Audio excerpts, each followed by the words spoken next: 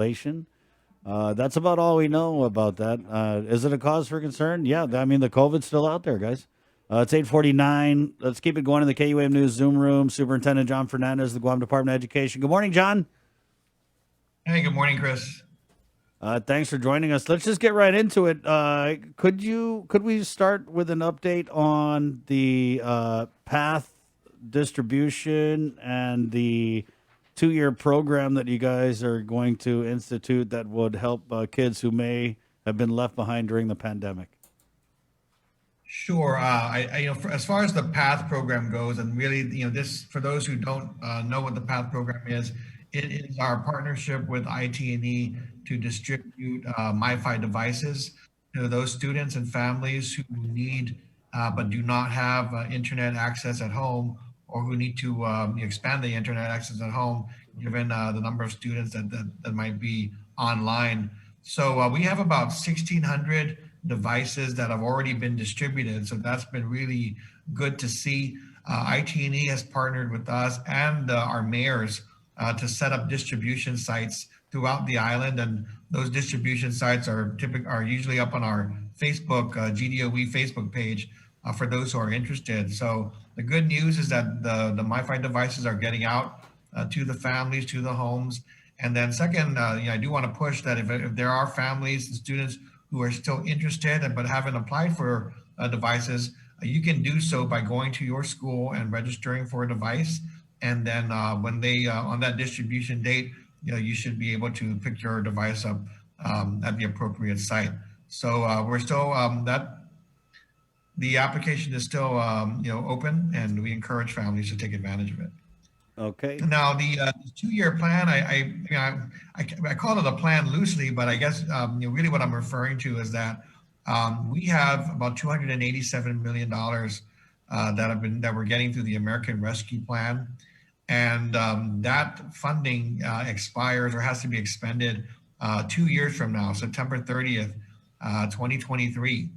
And so when those are 2 years in which we have resources, and 20% of that, 20% of that amount has to be dedicated to addressing learning loss by implementing learning recovery strategies.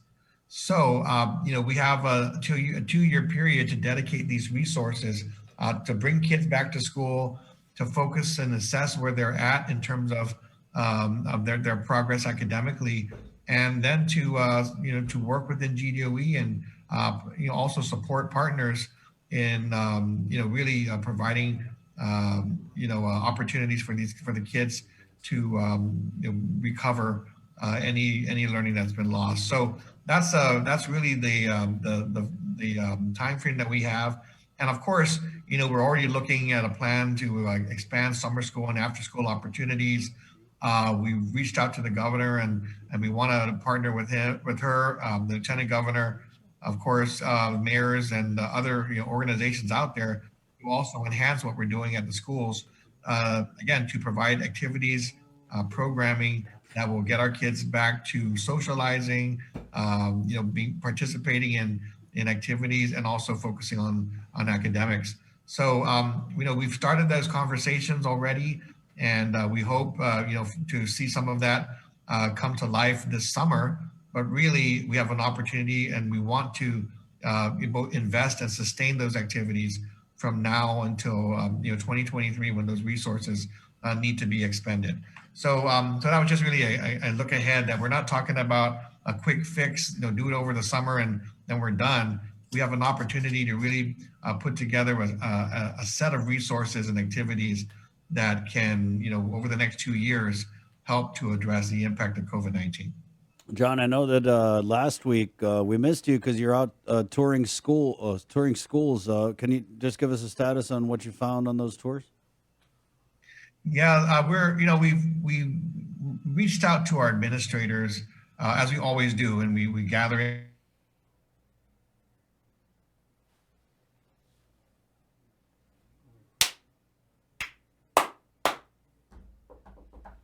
them to provide information regarding the 3 foot distancing and how many students would be able to come back and fit into the classrooms.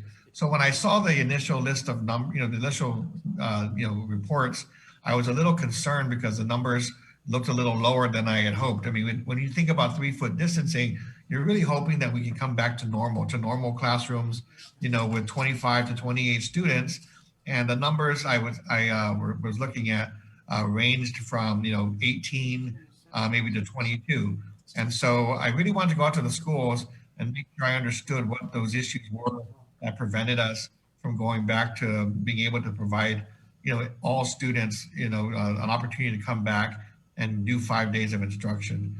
So what I've learned is, number one, it's important that we just continue to offer online as an option, because at this point, I don't believe we can fit 100% of our kids back in the classrooms under the face-to-face, with face-to-face instruction under these 3 feet distancing requirements.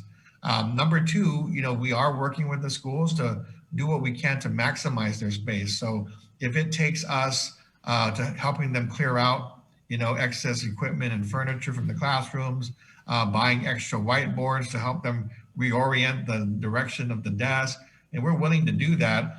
But even with those measures, we're not looking at 25 to 28 students. We're looking at less, few numbers less than that. So maybe 22, 23 at most. So again, if you're a private school, for instance, and you have class sizes that are less than that, I think sure you can bring back 100% of students 5 days a week. Yeah. But when you look at our northern schools, 25 to 28 students a classroom, we're close, but we're not quite there yet.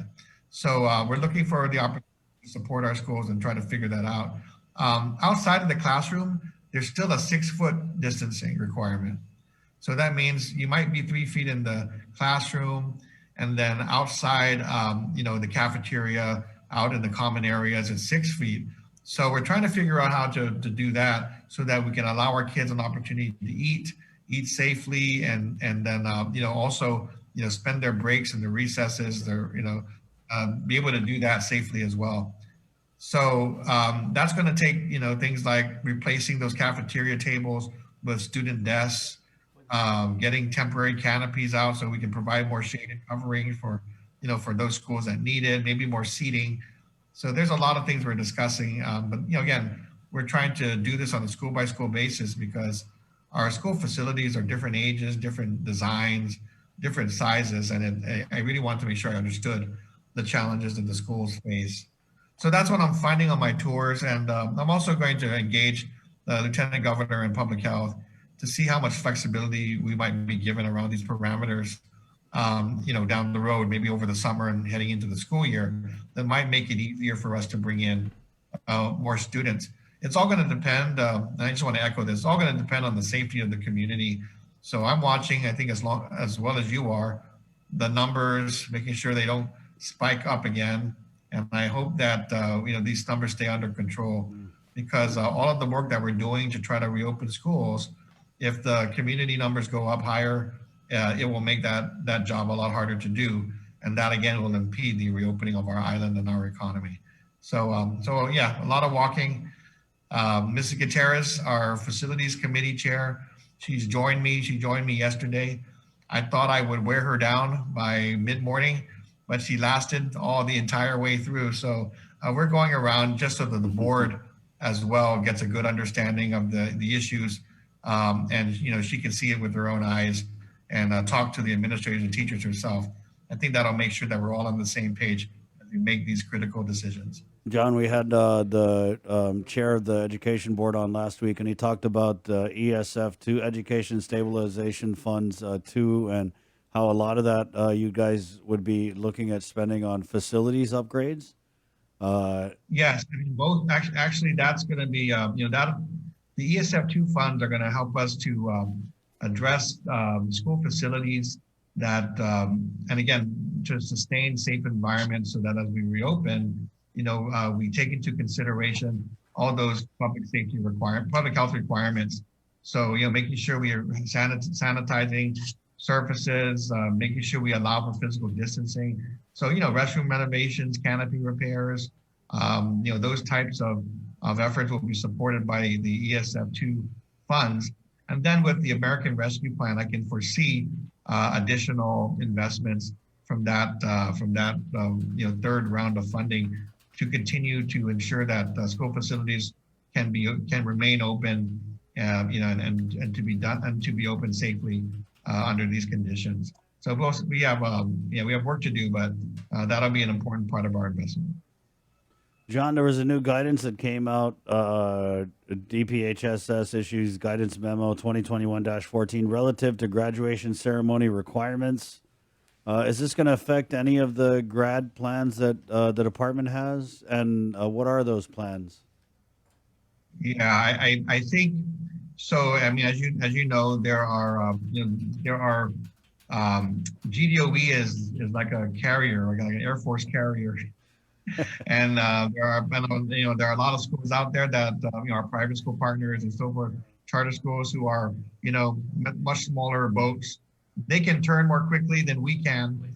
So when it comes to graduation, all of our plans are really kind of nailed down in January and February, because it allows the schools to plan, to say, to secure the partnership they need with the mayor and the police department, around the grad and go ceremonies, to ensure they raise enough funds or have enough resources to support the kids, and try to make it as meaningful a ceremony as possible under the circumstances. I know that there are schools, smaller schools, who say, hey, we can do this indoors and we can adjust and make these adjustments quickly. And I think they've been working with public health, and we're fine with that. But for the public schools, for our large graduation classes and the population we're talking about, those plans are nailed down, and these recent changes aren't going to affect that for this year. We do want to get back to traditional ceremonies as much as possible. But for this year, we made that decision earlier, I believe in February. And then the schools have been just focused on making sure that information is clear and just putting together a program that will be meaningful to the graduates who are, to our class of 2021. John, we had a comment here, and I don't know, maybe you could clarify. Mr. John, being that teachers were acknowledged recently, of course, talking about Teacher of the Year, will students also be acknowledged traditionally for their accomplishments like A and B honor roll, perfect attendance? I don't even know how they're going to figure that out. Those types of accolades, John, that we see traditionally? Yeah, I mean, a lot of that is handled at the school level. And again, you're right, things like attendance, that's something that really is very difficult to address, online, hard copy. So a lot of those are handled at that school level. But I expect that the high schools will continue to recognize the students and then the graduates, especially the graduating class, with the valedictorian and salutatorian and other awards that they typically give out. I know that the schools are doing their promotion ceremonies and will likely give out their awards and recognitions at that time. However, I can't say that they'll give give all of the ones that they usually give in a normal school year, because as you know, some of those items are hard to measure. But again, I do expect that they will do their best to recognize students, and I just want to recognize all the students and the teachers. Throughout this past year, what a difficult year. We did celebrate the 2021 Teacher of the Year. Dr. Benji Santiago. I know that we spoke earlier, and KOAM was just really great at producing that virtual ceremony. But it's the right time to recognize, the work that teachers have put in to try to figure out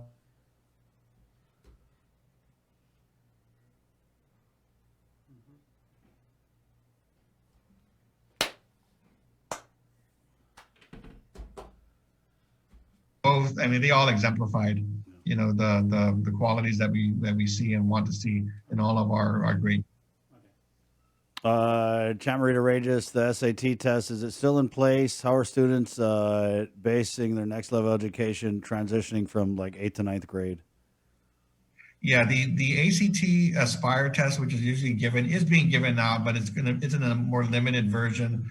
It really has only been provided and implemented for face-to-face students because they are already at school, and there's flexibility and limitations that are authorized by U.S. Department of Education. So I think in some cases, people, there were jurisdictions who were saying we just need to waive the exam this year, but they did want to see some measure of progress to be able to have that data and see whether they could, detect what the impacts have been from COVID-19. So if you're a face-to-face student, you likely have already taken the assessment or it's upcoming.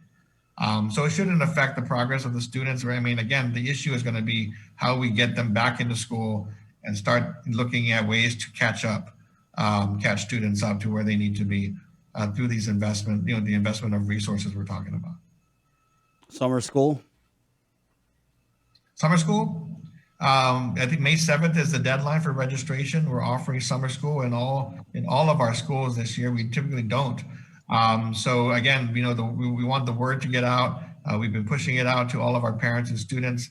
For those, I mean, there are a lot of students who want to come back to school physically and get back into a structured routine. So they will have that opportunity to do so this year. So May 7th is the deadline. You can register at your school, and we're going to be hiring teachers and so forth to make sure we support those programs this summer. And of course, in addition to that, we're working with the mayors, the lieutenant governor's office to see if we can also supplement those activities after the summer school day ends, which is going to be around 12 to 1 o'clock in the afternoon. So we're hoping that there will be a lot of opportunities. The challenge is going to be, of course, to make sure that kids show up. So we're working through that and trying to get the word out and encourage our families to participate. Right on, John. Anything in closing before we let you go? No, I think, the other thing I want to mention is, our interscholastic season, our Block 2 season has begun. So I just wanted to, thank all of our athletic directors, our board of directors for the Interscholastic Sports Association at DOE. So we're running a whole block of, track and field. We're doing baseball, we're doing soccer, we're doing basketball. We're also inviting and have our private school partners to join if they aren't offering sports in their league. So we're seeing an opportunity to have kids compete, and that's been really good to see them back out on the field, out on the court. Yeah. And so we've been doing it safely, and we thank everybody for their hard work on that. Thank you, John. All right, thank you, Chris. We'll see you. There you go, Jon Fernandez, education superintendent here. Again, just going back to this guidance from public health relative to graduation ceremony requirements. And here are the requirements for